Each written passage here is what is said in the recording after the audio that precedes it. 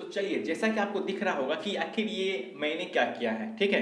तो ये मैंने ये किया है कि अगर आपके पास एक बॉल होगा, बॉल को अगर इधर से अगर आप लाइट फोकस देते हो, तो अगर इस एरिया को अगर पड़ता है तो ये एरिया हम लोग का दिन होता है, यहाँ पे हम लोग का रात होता है। तो मैं ऐसा क्यों बता रहा हूँ वो आपको तुरंत पता चल जाएगा, ठीक है। क्योंकि इसके बिना आप जिस तरह से पढ़ते हैं ना कि उत्तरी ध्रुव में क्यों दिन और रात होता है, फिर दक्षिणी ध्रुव में क्या प्रोसेस है, उसी को अच्छी तरह से समझने के लिए जो है हम लोगों ने स्टेप बाय स्टेप, पहले इसको समझ में आएगा तो एक अगला स्टेप आपको वो भी समझ में आ जाएगा, ठीक है। आप बचपन में भी देखे होंगे, या तो आप 1 2 या 3 4 क्लास का नोटबुक में ही आप लोगों ने देखा होगा कि अगर एक बॉल है गोल सा, उसमें अगर यहाँ से अगर हम लोग लाइट देते हैं तो क्या होता है, यहाँ पे दिन हो जाता है और यहाँ नाइट दिखता है, मतलब कि इधर उजाला दिखता है, यहाँ उजाला। अगर कब दिखेगा, जब हम लोग लाइट को अगर बीचों बीच एरिया में देते हैं, जब लाइट का फोकस अगर हम लोग को सीधा पड़े और जो इतना ही एरिया कवर करे, इसका मतलब कि इधर दिन इधर मतलब बराबर होगा, ठीक है। वहीं अगर यहाँ बात की जाए, अगर इस टॉर्च को अगर एंगल हम लोग चेंज कर दिए तो क्या हो रहा है कि ये इतना एरिया कवर कर रहा है, मतलब कि क्या हुआ कि ये एरिया दिन बड़ा हो जाएगा यहाँ पे और यहाँ पे नाइट छोटा हो जाएगा, ठीक है। इस कॉन्सेप्ट को समझ लीजिएगा तो वो भी समझ में आ जाएगा। और इससे क्या क्या क्वेश्चन बनता है, 10 12 20 क्वेश्चन बनता है, जो आप लोगों को बता दूंगा अभी। पहले इस चीज को समझ लीजिए। वही अगर टॉर्च को, अगर इस जो टॉर्च लाइट दे रहे हैं वही एंगल को अगर ऊपर से दिखाने जाए तो जाहिर सी बात है ये एंगल जो इधर जो अंधेरा हो रहा था, अब जाहिर सी बात है ये अंधेरा हो जाएगा और ये अंधेरा, ये दिन हो जाएगा, ठीक है। ये दिन, ये लाइट, इसका मतलब कि यहाँ पे जब इधर से टॉर्च पड़ेगा तो यहाँ पे दिन बड़ा और यहाँ पे दिन छोटा। वहीं अगर इधर से अगर एंगल पे अगर सूरज देते हैं, इसका मतलब दिन यहाँ बड़ा यहाँ रात। यहाँ तक तो आप लोगों को कोई दिक्कत नहीं हुआ होगा। चलिए अब हम लोग जो है आगे इसको समझते हैं कि क्या कर रहे हैं हम लोग, क्यों इस तरह को हम लोग एंगल को लाए हैं। तो अब आपको अच्छी तरह से समझ में आने वाला है। चलिए अब देखिए, सपोज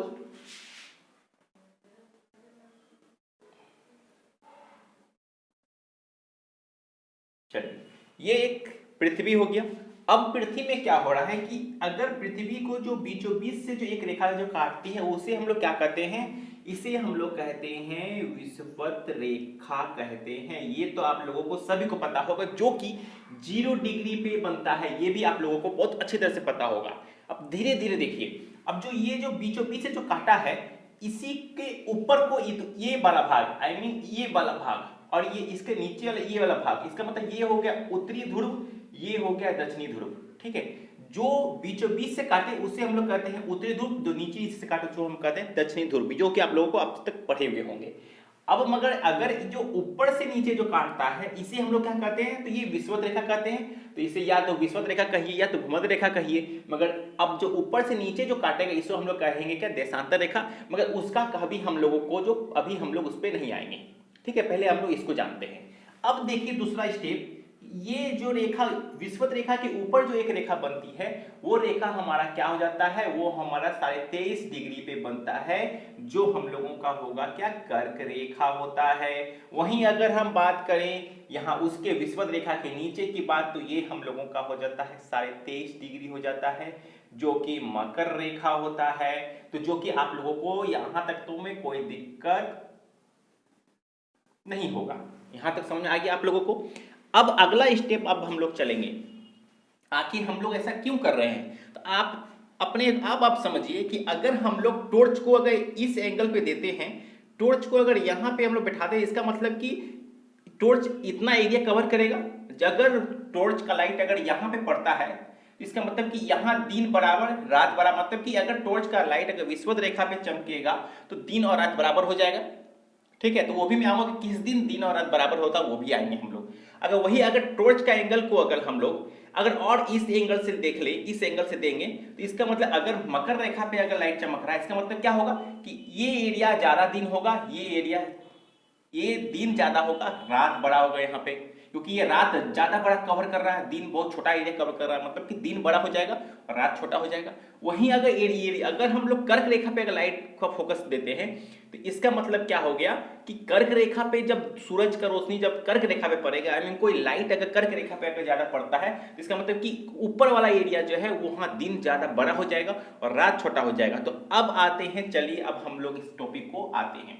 यहाँ तक तो आप लोगों ने समझ लिया होगा कि मैंने वो टॉर्च, वो बॉल के ऊपर जो लाइट लगाने वाला, जो इसके पहले जो बॉल बनाया था दिन को, वो क्यों बनाया था वो आपको समझ में आ गया। अब बात आती है कि आखिर कब कब किस किस दिन पे सूरज इस जगह पे चमकता है। तो ध्यान दीजिएगा, 21 जून, 22 दिसंबर, ये फिक्स हो गया। 23 सितंबर, 21 मार्च। ध्यान दीजिएगा, अब प्रोसेस यहीं से शुरू होता है। और यहां देखिएगा, सूरज को ये कर्क रेखा से विषुवत रेखा में, विषुवत रेखा से मकर रेखा में, फिर मकर रेखा से विषुवत रेखा में। ध्यान दीजिएगा, ये सूरज ऊपर से नीचे, नीचे नीचे आएगा, फिर नीचे से ऊपर जाएगा, ऊपर जाएगा, ऊपर जाएगा। इसका मतलब कि सूरज यही समय घूमते रहता है। ठीक है, तो देखिए, तो जब कर्क रेखा से विषुवत रेखा में आता है ना, तो उसको आने में ना 3 महीने का समय लगता है। अब बोलिएगा कैसे 3 महीने का समय लग रहा है, कोई प्रूफ है? तो प्रूफ भी दिखा। देखिए 21 जून को ये तो यहाँ पे आया, तो आपको यह भी याद होगा कि अगर हम लोग बात करें, भारत की बात करें, तो भारत कहां पे है? तो भारत जो है कर्क रेखा पे है। अगर भारत की स्थिति की बात करें तो भारत पे आएंगे तो हम लोग भारत को डिस्कस करेंगे। खैर अभी जितना जान लीजिए कि भारत का एंगल बनाए तो भारत यहाँ पे होगा। अगर आप बोलेंगे भारत तो यहाँ भी हो सकता है, भारत यहाँ पे नहीं होगा, क्योंकि एक तो हम लोगों को पता है कि कर्क रेखा के बीचों बीच से होकर जो है भारत जो है उसके बीचों बीच से कर्क रेखा गुजरा है, ये तो आप लोगों को पता होगा, इसमें कोई दिक्कत नहीं होगी। मगर अब यहीं पर क्यों होगा, इसका रीजन ये है कि भारत जो है उत्तरी गोलार्ध, मतलब कि उत्तरी गोलार्ध में जो बीचों बीच से जो काटा है, इसका मतलब कि भारत उत्तरी गोलार्ध में है। उत्तरी गोलार्ध के पूर्वी देशांतर, मतलब कि जो ये जो एंगल काटेगा, इसका मतलब पूर्वी देशांतर में है। तो ये पूर्वी देशांतर में आता है, इसीलिए हम लोग उसको पूर्वी देशांतर कहते हैं। तो इससे हम लोग अंदाजा लगा रहे हैं कि भारत इस जगह पे है। समझे, अगर ये भारत इधर रहता ना तो हम लोग बोलते हैं कि आप पश्चिमी देशांतर, बट भारत तो उधर है नहीं, भारत हम लोग पूर्व देशांतर में है। तभी तो 5 घंटा कुछ मिनट हम लोग आगे चल रहे हैं। भूल गए हैं कुछ टाइमिंग, शायद याद आएगा तो बता देंगे, अभी कुछ भूल गए। 5 घंटा 30 मिनट हम लोग आगे चलते हैं, क्योंकि हम लोग पूरब में है।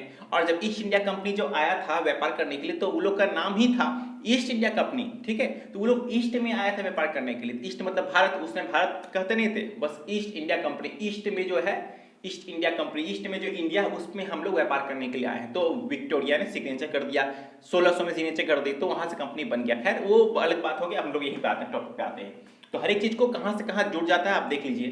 खैर छोड़िए, अब हम लोग यहाँ पे तो समझ आ गया आपको, भारत यहाँ पे है, तो आपको पता चल जाएगा कि चतुष्कोणीय है हमारा भारत। चलिए 23 डिग्री जून, 21 जून के बाद 3 महीने, मैंने बोला था 3 महीने तक विषुवत रेखा पे आता है, तो 3 महीने, जून के बाद जुलाई, अगस्त, सितंबर, तो 23 सितंबर को यहाँ पे आ गया।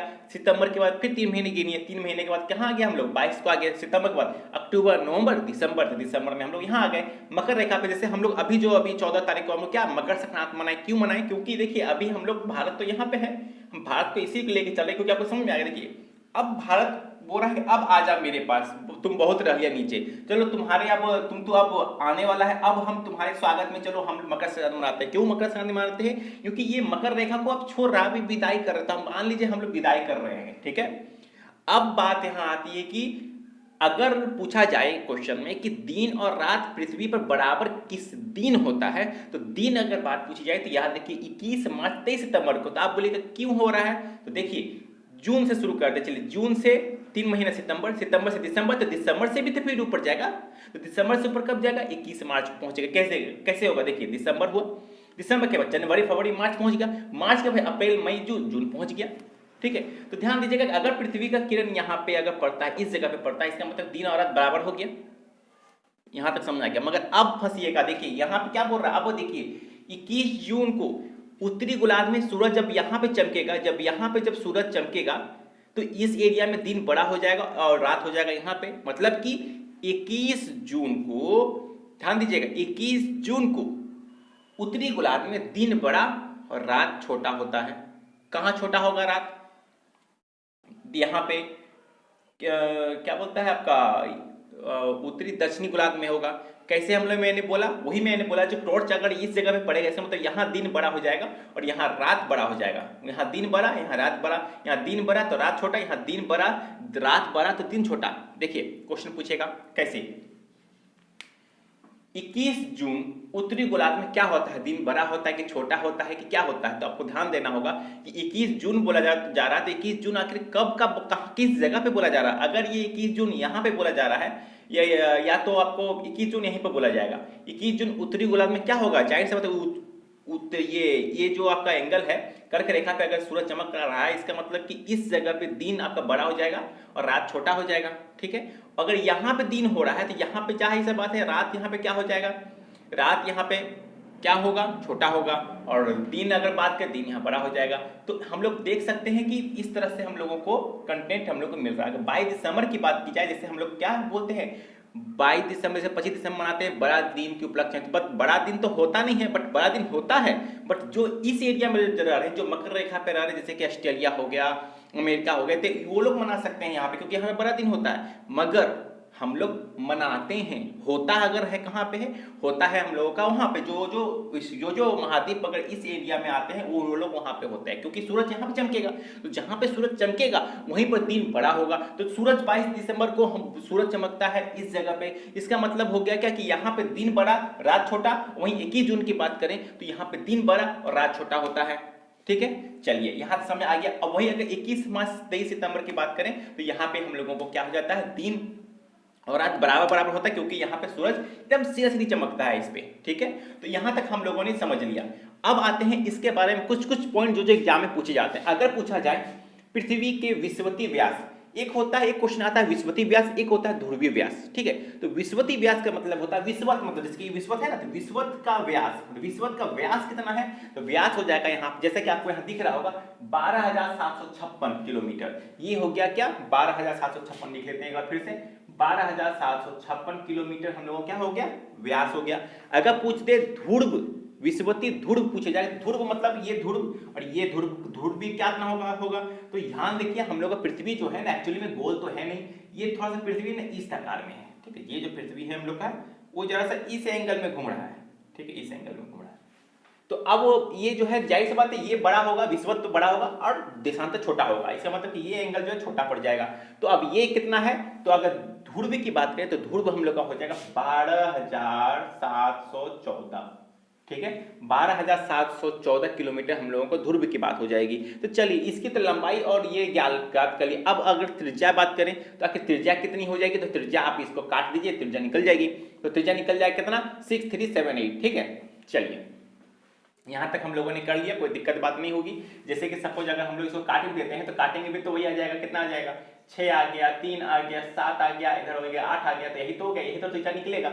ठीक है, चलिए अगर पूछा जाए कि पृथ्वी का घनत्व तो होगा, कुछ घनत्व होगा कि डायमीटर होगा, तो क्या होगा वो भी याद रखने की बात है कि यहाँ पे क्या लिखा हुआ है? डायमीटर जो है हम लोग का 5.972 × 10⁻²৪।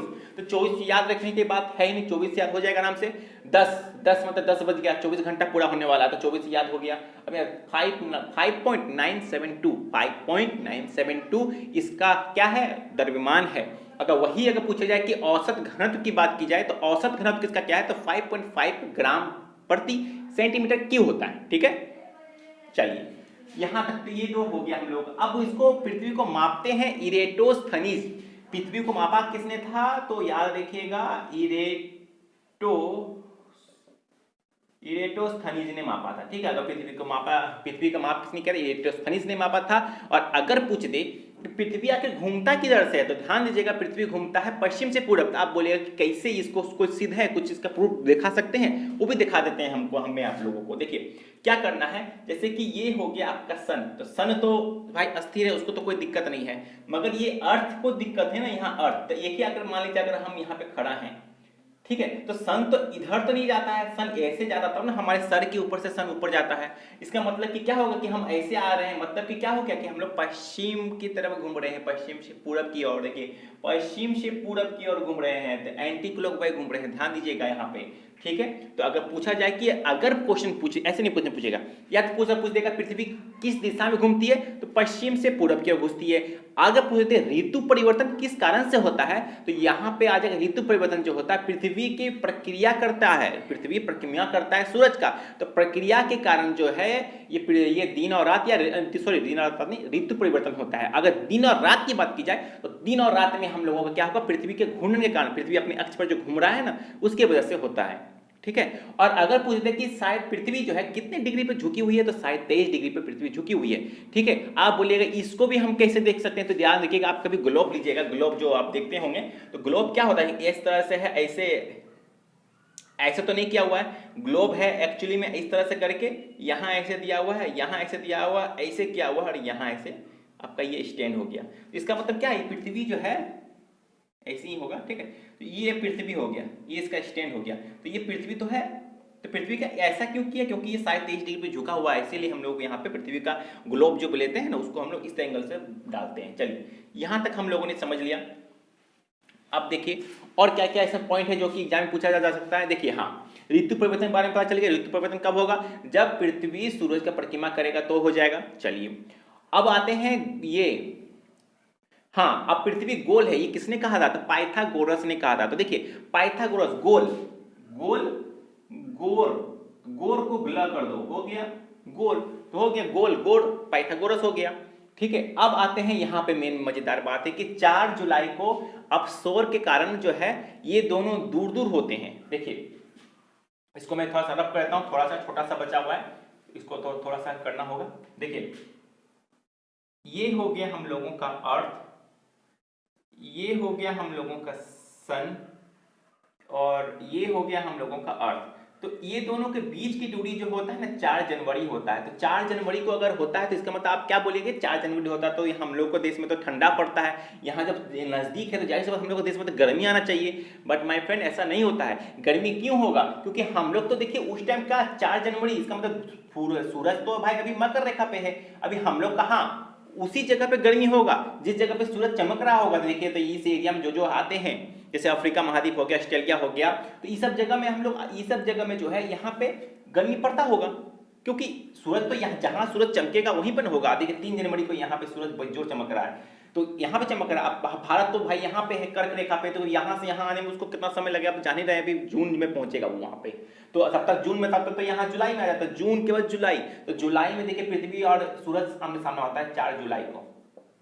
4 जुलाई को ये लोग जो आमना सामना होता है, तो 4 जुलाई को जो आमना सामना जो होता है, तो ये पर दूर में होता है। अगर नजदीक की बात करें, पृथ्वी, अगर देखिए क्वेश्चन क्या पूछेगा, पृथ्वी और सूरज कब नजदीक होता है, तो याद रखिएगा, तो 4 जनवरी को होता है। अगर वही, सॉरी, 3 जनवरी भी होना चाहिए, हाँ 3 जनवरी को होता है। जब अगर पूछा जाए कि सॉरी यहाँ पे 3 होना चाहिए, ठीक है, 3 जनवरी पृथ्वी और सूरज किस दिन जो है नजदीक होता है, तो ये हो जाएगा उपसोर के कारण 3 जनवरी को, ठीक है।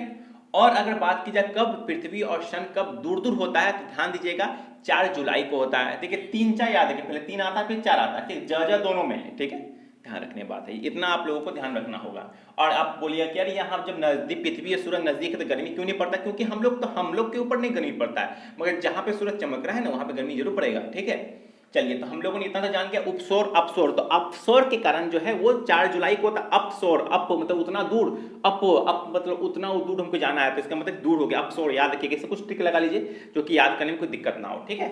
चलिए, तो हम लोगों ने आज ये पृथ्वी से जुड़ा हुआ जो भी क्वेश्चन पूछे जा रहे हैं, जो भी क्वेश्चन आ रहे हैं अभी फिलहाल एग्जाम में, तो ये सब चीज से तो 3-4 क्वेश्चन जो पूछे गए हैं, अब मे भी रिपीट कर सकते हैं, मे भी, ठीक है। तो आपको ये जानना बहुत जरूरी भी था, क्योंकि कंफ्यूजन क्रिएट करता था कि कब दिन रात बराबर होगा, कब क्या होता नहीं होता। तो इस कोलो में इसके लेके आया हूँ, ठीक है। अगर आप फ्रेंड अच्छा लगे तो लाइक और शेयर सब्सक्राइब करना ना भूलें, बेल आइकन जरूर दबाएं, ठीक है। धन्यवाद जी।